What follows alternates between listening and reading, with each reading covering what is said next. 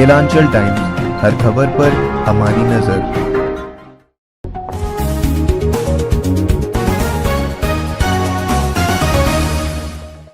नमस्कार, आप देख रहे हैं केलांचल टाइम्स। मैं हूं ओमकार झा।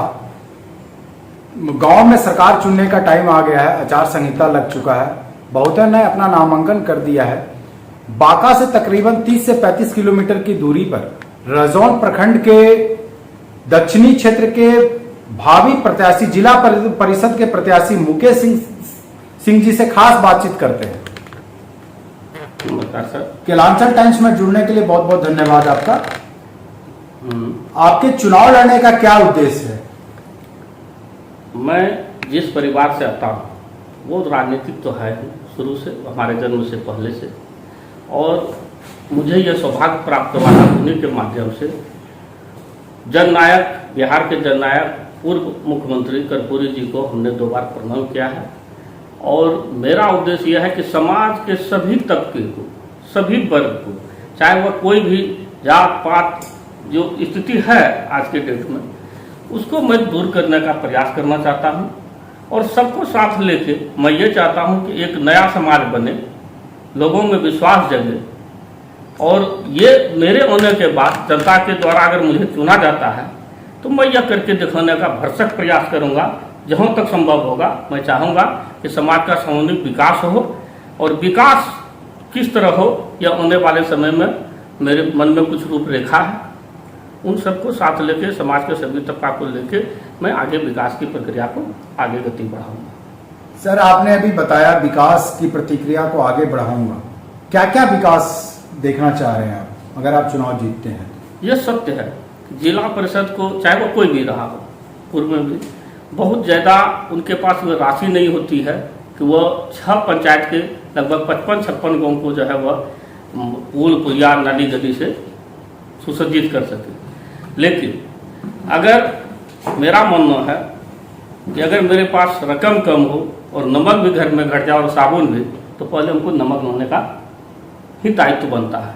हम चाहेंगे कि पहले नमक उसी तरह गाँव, किस गाँव में, किस टोला में सचमुच में बहुत आवश्यकता है। संभवतः विकास के लिए तो हमसे ज़्यादा मुखिया, जो भी मुखिया या वार्ड बनेंगे उनको ज़्यादा राशि है, वो विकास करेंगे। अगर उनको कहीं कठिनाई हो रही है जिला में तो वो मदद करना मेरा दायित्व बनता है, और वो हम मदद करेंगे। रही बात छोटी मोटी बात, जो गरीब गरबा लोग हैं, जो गरीब व्यक्ति हैं जिनके यहाँ संसाधन नहीं है, अगर वह मान लीजिए कि वृद्धा पेंशन अथवा विधवा पेंशन लोग को आना पड़ता है प्रखंड, यहाँ से फिर लौट के जाना पड़ता है कि आज ये हुआ कल वो हुआ, लेकिन हमारा रूपरेखा है कि लोग घर में रहें। मैं अपने दम पर, अपने बलबूते ये जरूर चाहूँगा प्रत्येक गांव में साल में एक व्यक्ति को नियुक्त करूं, और वहीं पर कैमरा सहित फोटो खिंचवा के उनका काम आगे बढ़ाऊं, प्रखंड से करवा के जिला ले जाऊं, और जिला में अपना जो मेरा दायित्व है वह निर्वाह करूं। अगर आप चुनाव जीतते हैं, चुनाव जीतने के बाद कुछ ऐसे काम बताएं जिसको आप प्राथमिकता देंगे। प्राथमिकता समय तय करती है सर, ये हम अभी कुछ नहीं कर सकेंगे इस बिंदु पर, इसलिए कि जब हम जीतने के बाद पुनः गांव जाएंगे, समाज में बैठक करेंगे, वहाँ ये हमको समझ में, इस बात को अच्छी तरह से मेरे समझ में आएगा कि सचमुच में ये काम जो है इस गांव के लिए सबसे ज़्यादा आवश्यक है। काहे कि किसी गांव का आवश्यकता अगर पानी है, किसी गांव में यह भी है कि ज़्यादा पानी होने के चलते मेरा खेत बर्बाद हो रहा है, कई कई जगह ये भी समस्या आता है। तो वो प्राथमिकता हम जब चुनाव जीतने के बाद गाँव टोला में बैठेंगे तो समझ में हमको आएगा वहाँ की आवश्यकता कहाँ सबसे ज़्यादा ज़रूरत है। हम चाहेंगे हमारे माननीय, जो हमारे जाकर के और माननीय लोग जीतेंगे उनसे भी सहायता लें, और प्रखंड के जो लोग हैं, जिला के जो पदाधिकारीगण हैं, प्रखंड के जो पदाधिकारीगण हैं, उन सबसे सहायता लेके चाहेंगे उस समस्या को दूर करने का। 5-6 पंचायत और 55-56 गाँव आपने बताया। इन सब पंचायत में, इन सब गाँव में कुछ तो समस्या होगी, कुछ तो आपने सोचा होगा कि इसको हमको करना ही करना है। वैसे संभवतः जैसे एक उदाहरण हम देते हैं कि जैसे एक ओढ़रा पंचायत का एक गांव है मालती, एकदम है, ठीक है, वहाँ पर एक टोला पड़ जाता है आपका सरस्वती नगर। अगर उसके सामने में पुल हो तो वहाँ के लोगों को जाने आने का सुविधा, ऐसे क्या हो रहा है कि लगभग आधा किलोमीटर उनको नहर पर रहना पड़ रहा है। नंबर 2, फिर उसी गांव का एक समस्या और आ जाता है कि पुल चौड़ा नहीं होने के चलते हार्वेस्टर, क्योंकि आजकल खेती का काम जो है वो हार्वेस्टर के माध्यम से कटाई का काम ज़्यादा होता है, तो पुल चौड़ा नहीं होने के चलते हार्वेस्टर पार नहीं हो पाता, ये एक समस्या है। इस तरह से कई, जैसे रोड वगैरह का है, वो तो मानिए सबको हम अपने सुझाव देंगे, जहाँ तक संभव होगा ये करेंगे। रोड का तो पैसा मेरे पास ऐसा नहीं है कि प्रधानमंत्री और मुख्यमंत्री रोड बना पाए, ये अलग विभाग है। सबका विभाग, सबका दायित्व अलग अलग है। मेरा जो दायित्व होगा, जो भी मेरा दायित्व है, जहाँ हमको लग रहा है कि यहाँ हम कुछ करके, कुछ उनसे मदद लेके, कुछ अपनों ही दे करके कर सकें, और सावधानी पूर्वक और ईमानदारी पूर्वक काम भी ठीक ठाक नहीं बल्कि ठीक हो, बहुत सुंदर हो, और ज़्यादा उसमें घपलाबाजी ना हो, इस तरह से हिसाब को रखते हुए हम चाहेंगे कि सब लोगों का विकास का काम करें। आप अपने पंचायत की जनता को संदेश क्या देना चाहते हैं, क्या अपील करना चाहते हैं पंचायत की जनता से? मैं अपने पंचायत की जनता को अपील करना चाहता हूं कि कर्मठ और अच्छे लोगों का चयन करें। अगर मैं उसमें खरे उतरता हूं तो मेरा भी चयन करें, और अगर नहीं उतरता तो मैं जनता के ऊपर छोड़ता हूं। बहुत लोग होते हैं कि जो अपने विषय में सिर्फ बोलते हैं। मुझे लगता है कि मैं अन्य उम्मीदवार के विषय में भी यह संदेश देना चाहता हूं कि अच्छे से अच्छे व्यक्ति का चयन करें, ताकि वह स्वतः समाज से जुड़ा व्यक्ति हो, समाज के सब वर्ग को, सब व्यक्ति को जानता हो।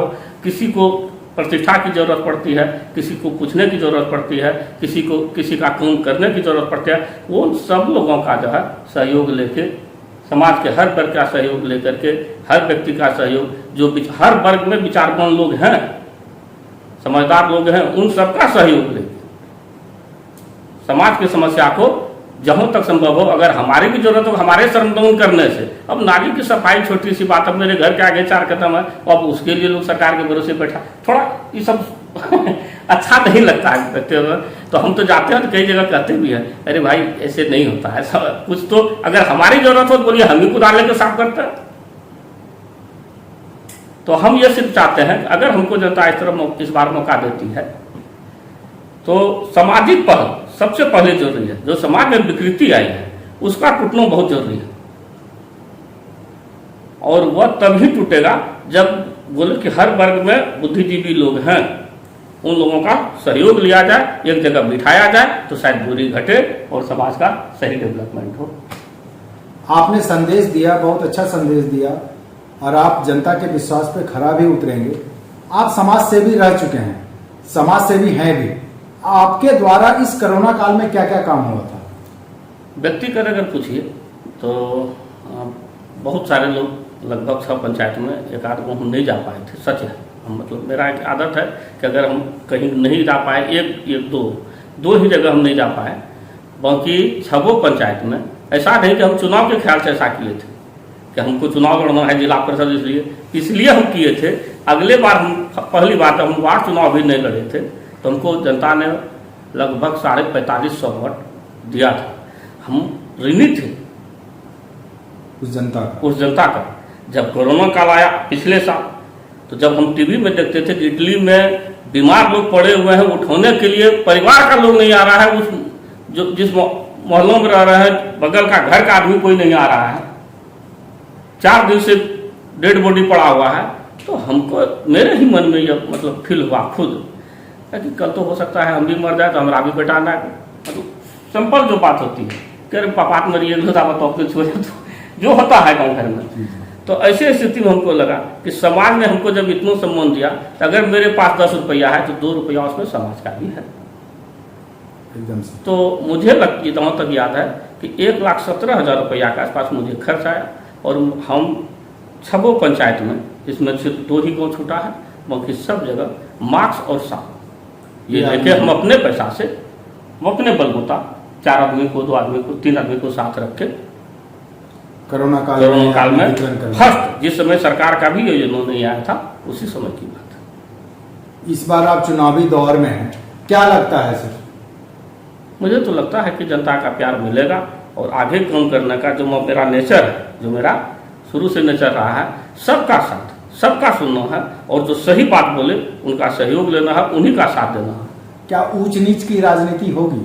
नहीं, मेरे रहते तो नहीं।